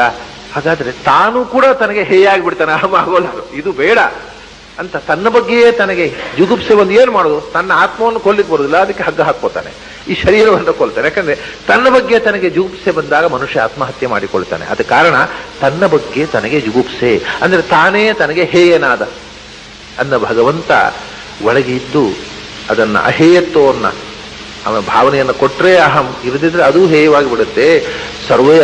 ಆದ್ದರಿಂದ ಸರ್ವಾಹೇಯನಾದ ಭಗವಂತನನ್ನೇ ಅಹಂ ಅಂತ ಉಪಾಸನೆ ಮಾಡಪ್ಪ ಅಂತ ಯಾಜ್ಞವಲ್ಕ್ಯರು ಒಂದು ಕಡೆ ಹೇಳ್ತಾರೆ ನೋಡಿ. ಅವನ ಹೆಂಡತಿ ಹತ್ರ ಹೇಳ್ತಾರೆ ಒಂದು ಮಾತು, ನವಾರೇ ಪತ್ಯುಃ ಕಾಮಾಯ ಪತಿಃ ಪ್ರಿಯೋ ಭವತಿ ಆತ್ಮನಸ್ತು ಕಾಮಾಯ ಪತಿಃ ಪ್ರಿಯೋ ಭವತಿ. ನವಾರೇ ಜಾಯಾಯೈ ಕಾಮಾಯ ಜಾಯಾ ಪ್ರಿಯಾ ಭವತಿ ಆತ್ಮನಸ್ತು ಕಾಮಾಯ ಜಾಯಾ ಪ್ರಿಯಾ ಭವತಿ. ನವಾರೇ ಪುತ್ರಾಣಾಂ ಕಾಮಾಯ ಪುತ್ರಾಃ ಪ್ರಿಯಾ ಭವಂತಿ ಆತ್ಮನಸ್ತು ಕಾಮಾಯ ಪುತ್ರಾಃ ಪ್ರಿಯಾ ಭವಂತಿ. ನವಾರೇ ವಿತ್ತಸ್ಯ ಕಾಮಾಯ ವಿತ್ತಂ ಪ್ರಿಯಂ ಭವತಿ ಆತ್ಮನಸ್ತು ಕಾಮಾಯ ವಿತ್ತಂ ಪ್ರಿಯಂ ಭವತಿ. ನವಾರೇ ಸರ್ವಸ್ಯ ಕಾಮಾಯ ಸರ್ವಂ ಪ್ರಿಯಂ ಭವತಿ ಆತ್ಮನಸ್ತು ಕಾಮಾಯ ಸರ್ವಂ ಪ್ರಿಯಂ ಭವತಿ ಅಂತ ಮೈತ್ರಿಯಿಗೆ ಯಾಜ್ಞವಲ್ಕ್ಯರು ಉಪದೇಶ ಮಾಡಿದಂಥ ಮಾತಿದೆ. ಏನು ಅಂದ್ರೆ ಜಗತ್ತಿನಲ್ಲಿ ಅತ್ಯಂತ ಪ್ರಿಯವಾದ ವಸ್ತು ಯಾವುದು ಅಂದ್ರೆ ಅದು ಹೇಗೆ ಹೇಳೋದು? ಒಬ್ಬೊಬ್ಬರಿಗೆ ಒಂದೊಂದು. ಕೆಲವರಿಗೆ ಹೆಂಡತಿ ಬಹಳ ಇಷ್ಟ ಗಂಡಸರಿಗೆ, ಕೆಲವು ಹೆಂಗಸರಿಗೆ ಗಂಡ ಅಂದ್ರೆ ಬಹಳ ಇಷ್ಟ, ಗಂಡ ಹೆಂಡತಿ ಇಬ್ಬರಿಗೂ ಮಕ್ಕಳು ಅಂದ್ರೆ ಬಹಳ ಇಷ್ಟ, ಇದು ಎಲ್ಲಕ್ಕಿಂತ ಹೆಚ್ಚು ದುಡ್ಡು ಅಂದ್ರೆ ಇಷ್ಟ. ಈ ಒಬ್ಬೊಬ್ಬರು ಒಂದೊಂದು ಉಂಟಪ್ಪ. ಹೇಗೆ ಹೇಳೋದು ಅಂದ್ರೆ ಅದಕ್ಕೆ ಯಾಜ್ಞವಲ್ಕ್ಯರು ಹೇಳ್ತಾರೆ, ಏನಿಲ್ಲ, ಎಲ್ಲ ಸುಳ್ಳು. ನವಾರೇ ಪತ್ಯುಃ ಕಾಮಾಯ ಪತಿಃ ಪ್ರಿಯೋ ಭವತಿ. ಹೆಂಡತಿ ಗಂಡನನ್ನು ಗಂಡನಿಗೋಸ್ಕರ ಪ್ರೀತಿಸುವುದಿಲ್ಲ, ಗಂಡ ಹೆಂಡತಿಯನ್ನು ಹೆಂಡತಿಗೋಸ್ಕರ ಪ್ರೀತಿಸುವುದಲ್ಲ. ಅಂದ್ರೆ ಅಯ್ಯೋ ಹೆಂಡತಿ ಮಹಾಪ್ರೀತಿ, ಅದು ಹೆಂಡತಿಯ ಬಗ್ಗೆ ಅವನಿಗೆ ಮಮತೆ ಅಲ್ಲ. ಅದು ಮತ್ತೆ ಆತ್ಮನಸ್ತು ಕಾಮಾಯ ಸರ್ವಂ ಪ್ರಿಯಂ ಭವತಿ. ಗಂಡ ಹೆಂಡತಿಯನ್ನು ಪ್ರೀತಿಸುವುದು ನನಗೆ ಉಪಯೋಗಕ್ಕೆ ಬೀಳೋ ವಸ್ತು ಅಂತ. ಹೆಂಡತಿ ಗಂಡನನ್ನು ಪ್ರೀತಿಸುವ ಅದಷ್ಟೇ ನಮಗೆ ಉಪಯೋಗ, ನಮ್ಮ ರಕ್ಷಣೆ, protection, safe, I am safe ಇವರಿಂದ. ಅದೆಲ್ಲ ಪ್ರತಿಯೊಬ್ಬರು ಪ್ರೀತಿಸುವುದು ಯಾರನ್ನಂದ್ರೆ ಅವರವರನ್ನೇ ಪ್ರೀತಿಸುವುದು. Man is self center. ತನ್ನನ್ನು ತಾನು ಪ್ರೀತಿಸುತ್ತಾನೆ, ತನಗೆ ಉಪಯೋಗ ಬೀಳುತ್ತೆ ಅಂತ ಗಂಡ ಹೆಂಡತಿಯನ್ನು ಪ್ರೀತಿಸ್ತಾನೆ, ಹೆಂಡತಿ ಗಂಡನ್ನು ಪ್ರೀತಿಸ್ತಾನೆ. ಉಪಯೋಗ ಬೀಳೋದಿಲ್ಲ ಅಂತ ಅಂದಾಗ ಅಥವಾ ಇದಕ್ಕಿಂತ ಹೆಚ್ಚು ಉಪಯೋಗದ ಇನ್ನೊಂದು ಉಂಟು ಅಂತಿಲ್ಲ, ಅದು ಭ್ರಮೆ ಬಂದಾಗ ದ್ವೇಷಿಸಲಿಕ್ಕೆ ಪ್ರಾರಂಭ ಮಾಡ್ತಾನೆ. ಆದ್ದರಿಂದ ಈ ಪ್ರೀತಿಗೆ ಅರ್ಥ ಇಲ್ಲ. ಮಕ್ಕಳನ್ನು ಪ್ರೀತಿಸುವುದು, ನವಾರೇ ಪುತ್ರಾಣಾಂ ಕಾಮಾಯ ಪುತ್ರಾಃ ಪ್ರಿಯಾ ಭವಂತಿ. ಮಕ್ಕಳಿಗೋಸ್ಕರ ಮಕ್ಕಳನ್ನು ಯಾರೂ ತಂದೆ ತಾಯಿ ಪ್ರೀತಿಸ್ತಾ ಇಲ್ಲ. ಮತ್ತೆ ರಿಟೈರ್ ಆದಾಗ ತಮ್ಮನ್ನು ಸಾಕ್ತಾರೆ ಅಂತ ಮಕ್ಕಳನ್ನು ಪ್ರೀತಿಸುವುದಷ್ಟೇ. ತಮ್ಮ ರಕ್ಷೆಯ ಸ್ವಾರ್ಥವೇ ಪ್ರತಿಯೊಂದು ಪ್ರೀತಿ ಹಿಂದೆ ಇರುವುದು ಹೊರತು ನಿಜವಾದ ಪ್ರೀತಿ ಇಲ್ಲೇ ಇಲ್ಲ ಎಲ್ಲಿಯೂ ಕೂಡ. ಮನುಷ್ಯ ಯಾವುದನ್ನು ಪ್ರೀತಿಸ್ತಾನೆ ಅಂದ್ರೆ ಮನುಷ್ಯ ತನ್ನನ್ನು ಪ್ರೀತಿಸ್ತಾನೆ. ನಮಾರೇ ಅಂದ್ರೆ ದುಡ್ಡನ್ನು ಪ್ರೀತಿಸ್ತಾನೆ ಇಲ್ಲ ಅಂದ್ರು. ನಮಾರೇ ವಿತ್ತಸ್ಯ ಕಾಮಾಯ ವಿತ್ತಂ ಪ್ರಿಯಂ ಭವತಿ ಆತ್ಮನಸ್ತು ಕಾಮಾಯ ವಿತ್ತಂ ಪ್ರಿಯಂ ಭವತಿ.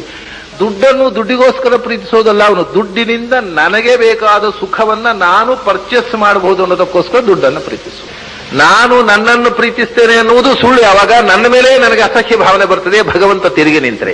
ಹಾಗಾದ್ರೆ ಯಾರು ಎಲ್ಲವೂ ಯಾರಿಂದಾಗಿ ಪ್ರಿಯವಾಗುತ್ತೋ ಅಂಥ ಭಗವಂತರನ್ನು ತಿಳ್ಕೊಳ್ಳಿಕ್ಕೆ ಪ್ರಯತ್ನ ಮಾಡಪ್ಪ ಅಂತ ಹೇಳಿ ಮುಗಿಸ್ತಾರೆ ಯಾಜ್ಞವಲ್ಕ್ಯ. ಹಾಗಾಗಿ ಎಲ್ಲವೂ ಅಹೇಯವಾಗುವುದು ಯಾರಿಂದಲೋ ಅವನು ನಿಜವಾದ ಅಹಂ. ಅವನು ಎಲ್ಲ ಕಡೆ ಅಲ್ಲಿ ಎಲ್ಲವನ್ನು ಅಹೇಯ ಮಾಡ್ತಾ ಅಸ್ತಿ ಮತ್ತು ನಿಯತೆ ಹಾಗೆ ಇದ್ದಾನೆ ಅಂತ ಜ್ಞಾನಿಗಳ ಅರಿವಿಗೆ ಗೋಚರವಾಗಿದ್ದಾನೆ. ಅದರಿಂದ ಅವನು ಅಹಮಸ್ಮಿ. ಯೋಸಾವಸವು ಪುರುಷ, ಅವನು ಪುರುಷ ಅನ್ನೋ ಶಬ್ದಕ್ಕೆ ಅರ್ಥವೇ ಅದು. ಪುರುಷ ಅಂದ್ರೆ ನಾನು ಹೇಳಿದೆ 3 ವಿಧದ ಪುರುಷರನ್ನು ಹೇಳ್ತಾರೆ. ಒಂದು, ಬ್ರಹ್ಮಾಂಡದ ಸೃಷ್ಟಿಯಾಗುವ ಮುಂಚೆ ಚತುರ್ಮುಖನನ್ನು ಸೃಷ್ಟಿ ಮಾಡುವುದಕ್ಕೋಸ್ಕರ ಸನ್ನದ್ಧವಾದ ಆ ನಾಭಿಕಮಲದಿಂದ ಚತುರ್ಮುಖನನ್ನು ಸೃಷ್ಟಿ ಮಾಡಿದ, ಅದಕ್ಕಿಂತಲೂ ಮೊದಲು ಮಹತ್ತತ್ವವನ್ನು ಸೃಷ್ಟಿ ಮಾಡಿದಂತಹ ಭಗವಂತನ ರೂಪ ಪುರುಷ ರೂಪ. ಅದು ಪುರುಷ ಅಂದ್ರೆ ಪೂರ್ಣ ಷಡ್ಗುಣ ಪುರುಷ. ಇನ್ನೊಂದು ತಮಾಷೆ ಇದೆ, ಪುರು ಸಹ ಅವನು ಪೂರ್ಣ. ಯಾರು ಪೂರ್ಣನೋ ಅವನು ಪುರುಷ. ಸಹ ಯಾರವನು ಪೂರ್ಣನೋ ಅವನು ಪುರುಷ. ಪೂರ್ಣ ಷಡ್ಗುಣ ಅಂತ ಹೇಳ್ತಾರೆ. ಈ ಷಡ್ಗುಣಗಳು ಎಲ್ಲ ಗುಣಗಳನ್ನ ಅಂತರ್ಭಾವ ಮಾಡಿ 6 ಗುಣಗಳನ್ನ ಮೊತ್ತ ಮಾಡಿ ಅಂತಹ ಷಡ್ಗುಣ ಪೂರ್ಣ ಪುರುಷ. ಆಮೇಲೆ ಪುರ ಅಂದ್ರೆ ಬ್ರಹ್ಮಾಂಡವೆಂಬ ಪುರದಲ್ಲಿ ಸೀದತಿ ಶೇತೆ, ಬ್ರಹ್ಮಾಂಡವೆಂಬ ಪುರದಲ್ಲಿ ಒಳಗೆ ಪ್ರವೇಶ ಮಾಡಿ ಬ್ರಹ್ಮಾಂಡದ ಅಂತರ್ಯಾಮಿಯಾದ ರೂಪ ಅವನು ಪುರುಷ. ಆಮೇಲೆ ಪಿಂಡಾಂಡಗಳ ಸೃಷ್ಟಿ ಮಾಡಿ ಪಿಂಡಾಂಡವೆನ್ನುವ ಪುರದೊಳಗೆ ಕೂತ ಅವನು ಪುರುಷ. ಹೀಗೆ ಬ್ರಹ್ಮಾಂಡದೊಳಗೆ ಪಿಂಡಾಂಡದೊಳಗೆ ತುಂಬಿರುವ ಭಗವತ್ ಶಕ್ತಿಯನ್ನು ಕಂಡಾಗ ಅವನು ಪುರುಷ. ಅಸೌ ಸೂರ್ಯನಲ್ಲಿ, ಅಸೌ ಪ್ರಾಣತತ್ವದಲ್ಲಿ ಮತ್ತು ಬ್ರಹ್ಮಾಂಡದಲ್ಲಿ ಪಿಂಡಾಂಡದಲ್ಲಿ ತುಂಬಿರತಕ್ಕಂತಹ ಭಗವಂತ, ಅವನನ್ನು ಬಿಟ್ಟು ಯಾವುದೂ ಇಲ್ಲ. ಅವನಿಂದ ಎಲ್ಲವೂ ಅಹೇಯ. ಆದ್ದರಿಂದ ಅವನು ಅಹಂ. ಆದ್ದರಿಂದ ಅವನಿಂದ ನಾನೂ ಅಹಮಸ್ಮಿ, ನಾನು ನಾನಾಗಿದ್ದೇನೆ ಅನ್ನುವುದು ನಿಜವಾದ ಸಾಕ್ಷಾತ್ಕಾರ. ಈ ಮಾತು ಅರ್ಥವಾಗುವುದು ಕಷ್ಟ, ಅಪಾರ್ಥವಾಗುವುದು ಬಹಳ ಸುಲಭ. ಯಾವುದೂ ಅಷ್ಟೇ. ಅಪರೋಕ್ಷ ಜ್ಞಾನದಿಂದ ಕಂಡ ಮಾತು, ಅಪರೋಕ್ಷ ಜ್ಞಾನದ ಗಂಧವೂ ಗಾಳಿ ಇರೋದವರೆಗೆ ಅರ್ಥ ಆಗುವುದು ಹೇಗೆ? ಸ್ವಲ್ಪ ಅದರ ಗಂಧ ಆದರೂ ಇರಬೇಕು. ಅದು ಅಪರೋಕ್ಷ ಜ್ಞಾನದ ಗಂಧ, ಚೂರು ಗಂಧ ಆದರೂ ಮುಗಿ ಹೊಡೆಯದೇ ಇದ್ರೆ ಆ ಮಾತು ಯಾರು ನಿಜವಾಗಿ ತಿಳಿದವರು ಹೇಳುವ ಮಾತು ತಿಳಿಯದವರಿಗೆ ಅಪಾರ್ಥವಾಗುವುದೇ ಯಾವಾಗಲೂ ಹೆಚ್ಚು. ಅದು ಸರಿಯಾಗಿ ಅರ್ಥ ಆಗಬೇಕಾಗಿದ್ರೆ ಆ ಎತ್ತರಕ್ಕೆ ನಾವು ಹೋಗಬೇಕಾಗತ್ತೆ. ಸ್ವಲ್ಪ ಅದು ಈಗ ಶಿಖರದ ಮೇಲೆ ನಿಂತವನನ್ನು ಕೆಳಗೆ ಫುಟ್ ಹಿಲ್ಸ್ನಲ್ಲಿ ನಿಂತವನಿಗೆ ಅವನು ಕಾಣುವುದು ಇಷ್ಟೇ ಸಣ್ಣದು, ಬರೇ ಒಂದು ಪಾಯಿಂಟೆಡ್ ಆಗಿ ಕಾಣ್ತಾನೆ. ಆದರೆ ಅವನ ಹೈಟ್ ಗೊತ್ತಾಗಬೇಕಾಗಿದ್ದರೆ ಇವನು ಸ್ವಲ್ಪ ಎತ್ತರಕ್ಕೆ ಏರಬೇಕಾಗತ್ತೆ. ಕೆಳಗೆ ನಿಂತು ನೋಡಿದ್ರೆ ಮೇಲೆ ನಾವು ಬರೀ ಚಿಕ್ಕ ವಸ್ತುವಾಗಿಯೇ ಕಾಣೋದು. ಆ ವಸ್ತು ಎಷ್ಟು ದೊಡ್ಡದೋ ಅನ್ನೋದು ಗೊತ್ತಾಗಬೇಕಾದ್ರೆ ನಾವು ಸ್ವಲ್ಪ ಎತ್ತರಕ್ಕೆ ಏರಬೇಕು. ನಾವು ಬುಡದಲ್ಲೇ ನಿಂತು ನಾವು ಏನು ಮಾಡ್ತೇವೆ ಅಂದ್ರೆ, ನಮ್ಮ ಸಮಸ್ಯೆ ಏನು ಗೊತ್ತೋ, ಆಚಾರ್ಯ ಪುರುಷರು, ಋಷಿ ಮುನಿಗಳು, ಜ್ಞಾನಿಗಳು ಶಿಖರದ ಮೇಲೆ ನಿಂತು ಬಾಪ ಇಲ್ಲಿದೆ ಸತ್ಯ ಅಂತ ಕರೆದ್ರೆ ನಾವು ಮೇಲೆ ಹೋಗ್ಬೇಕಲ್ಲ. ನಾವು ಮೇಲೆ ಹೋಗ್ಲಿಕ್ಕಾಗೋದಿಲ್ಲ. ನಾವು ಏನ್ ಮಾಡ್ತೇವೆ ಅದಕ್ಕೆ? ನಾವು ಮೇಲೆ ಹೋಗೋದಿಲ್ಲ, ಅವರನ್ನು ನಮ್ಮ ತಗ್ಗಿಗೆ ಜಗ್ಗುತ್ತೇವೆ. ಅವ್ರು ನಾವು ಕಂಡದ್ದೇ ಸತ್ಯ, ಅದೇ ನಮ್ಮ ಆಚಾರ್ಯರು ಹೇಳಿದ್ದು ಅಂತ ಹೇಳ್ತೇವೆ. ಕಡೆಗೆ ನಮ್ಮ ಆಚಾರ್ಯರನ್ನು ನಮ್ಮ ಅರ್ಥಕ್ಕೆ ಎಳಿತೇವೆ ಹೊರತು ಆಚಾರ್ಯರ ಅರ್ಥಕ್ಕೆ ನಾವು ಹೋಗೋದಲ್ಲ. ನಮ್ಮ ಅಜ್ಞಾನಕ್ಕೆ ಅವರನ್ನು ಹೇಳುದು, ನಮ್ಮ ಇಂಟರ್ಪ್ರಿಟೇಷನ್ಗೆ ಅವರನ್ನು ಹೇಳುದು, ಇಷ್ಟೇ ಹೇಳಿದ್ದು ಆಚಾರ್ಯರು, ಎಲ್ಲ ಆಚಾರ್ಯರು ಹೇಳಿದ್ದಿಷ್ಟೇ ಅಂತ. ನಮ್ಮ ಎತ್ತರಕ್ಕೆ ಅವರನ್ನ ತಗ್ಗಿಸ್ತೇವೆ ಹೊರತು ಅವರ ಎತ್ತರಕ್ಕೆ ನಾವು ಏರುವ ಪ್ರಯತ್ನ ಮಾಡೋದಿಲ್ಲ. ಹಾಗಾಗಿ ಸತ್ಯವನ್ನ 1000 ಜನ ಜ್ಞಾನಿಗಳು ಬಂದು ಹೇಳಿದ್ರು ಇವತ್ತಿಗೂ ಅಜ್ಞಾತವಾಗಿ ಉಳಿದ ಕಾರಣ ಏನಂದ್ರೆ ನಾವು ತಿಳಿಯೋ ಪ್ರಯತ್ನವೇ ಮಾಡಿಲ್ಲ. ನಾವು ಕೆಳಗೆ ನಿಂತುಕೊಂಡು ಮೇಲಕ್ಕೆ ನೋಡುವವರು ಹೊರತು ಮೇಲೆ ಹತ್ತುವರೇ ಅಲ್ಲ. ಆ ಹತ್ತಿದಾಗ ಆಗತಕ್ಕ ಅರ್ಥ ಬೇರೆ, ಆಗ ಕಾಣುವಂತಹ ಸತ್ಯದ ನೋಟ ಬೇರೆ, ಕೆಳಗೆ ನಿಂತಾಗ ಕಾಣುವ ನೋಟ ಬೇರೆ, ಆಗುವ ಅರ್ಥ ಬೇರೆ. ಯೋಸಾವಸೌ ಪುರುಷ ಸೋಹಮಸ್ಮಿ.